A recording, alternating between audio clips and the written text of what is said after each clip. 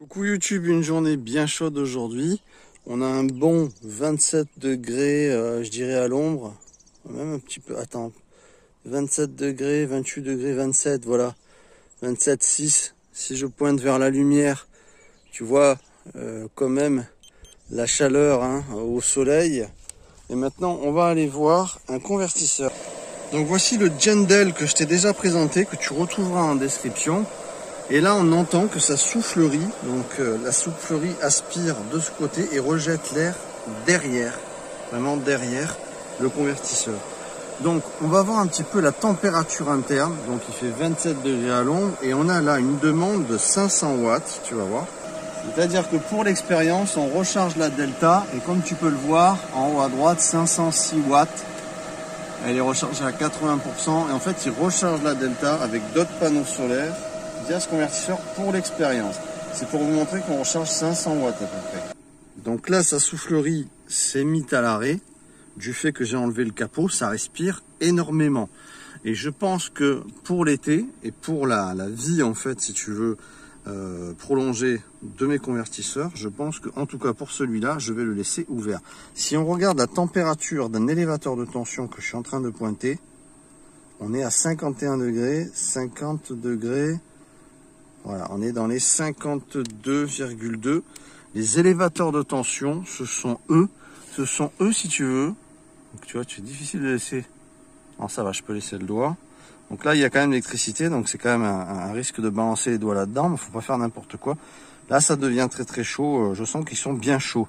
Mais ils respirent mieux. Donc les élévateurs de tension, ce sont eux qui transforment le 12 en 220 quelque part, si tu veux. C'est eux qui élèvent la tension.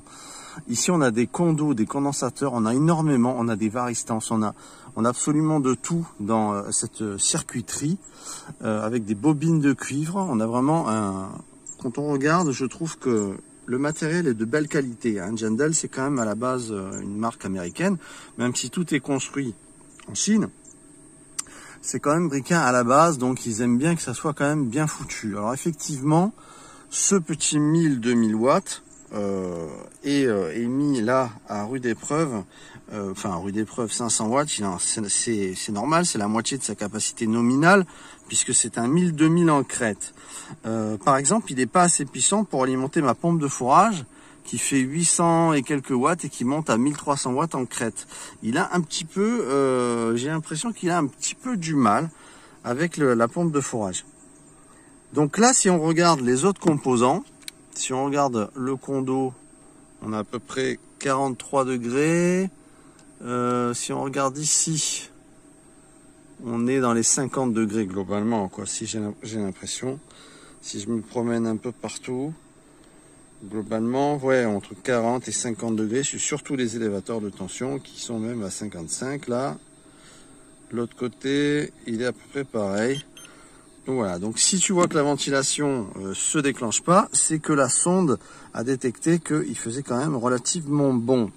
Alors bien sûr que la sonde est un petit peu faussée puisqu'on a relevé le couvercle, donc elle n'a pas véritablement une température qui serait ambiante à l'intérieur. Parce que je le rappelle, quand tu mets le couvercle, son couvercle est ici, tu vois. Donc quand tu fermes, l'aspiration, si tu veux, va aspirer par ces ailettes là et rejeter par derrière. Mais comme finalement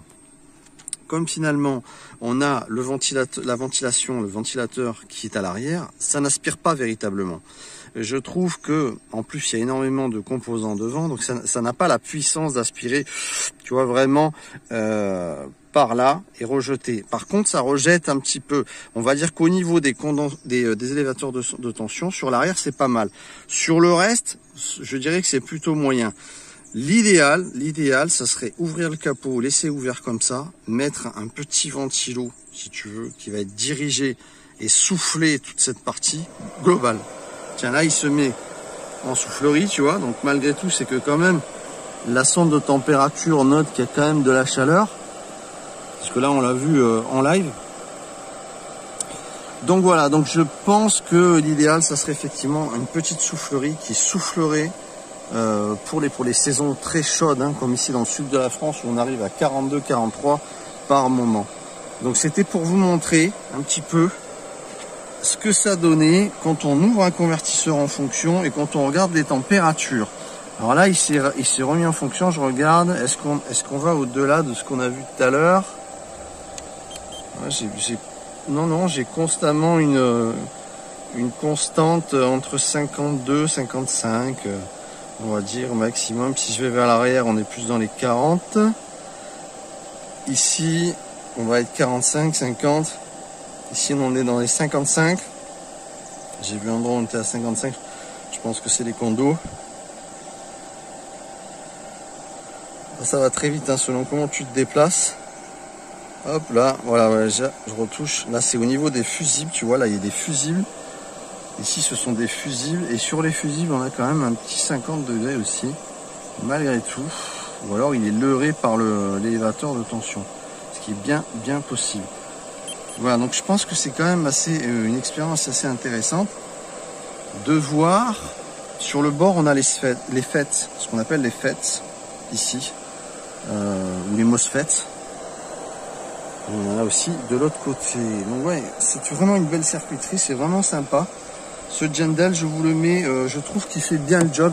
Je lui mets quand même la pression pendant longtemps, puisqu'il recharge pendant des heures les stations d'énergie. Pour l'instant, il va très bien. Il n'a pas une tronche où il a fondu. Il n'y a pas de souci de ce genre. Et puis là, bon, ben, il respire bien. Ouais. Alors, attends. Allez, encore une fois, peut-être un petit ventilo par-dessus. Ça serait pas mal. Ouais, non, ça va. Il y a une constante dans les 50 degrés. Donc c'est pas mal. Voilà, c'était la petite vidéo du jour, les enfants. Là, on a un petit nuage qui vient nous couvrir le soleil. Et on rentre quand même une dizaine d'ampères. Tu vois, 5 ampères 6 que le MPPT transforme dans les 10 ampères 3. La puissance du MPPT, donc encore une fois, le MT50, c'est cet écran. Et le régulateur que je vous conseille, c'est le MPPT. Celui-ci que vous allez retrouver en description, qui est une merveille. Un MPPT ePiver, regardez dans la description, vous allez le voir à un prix super. Franchement, allez voir parce que c'est le meilleur MPPT. Ça fait 8 ans que je lui en mets dans la tronche. Il est formidable celui-là.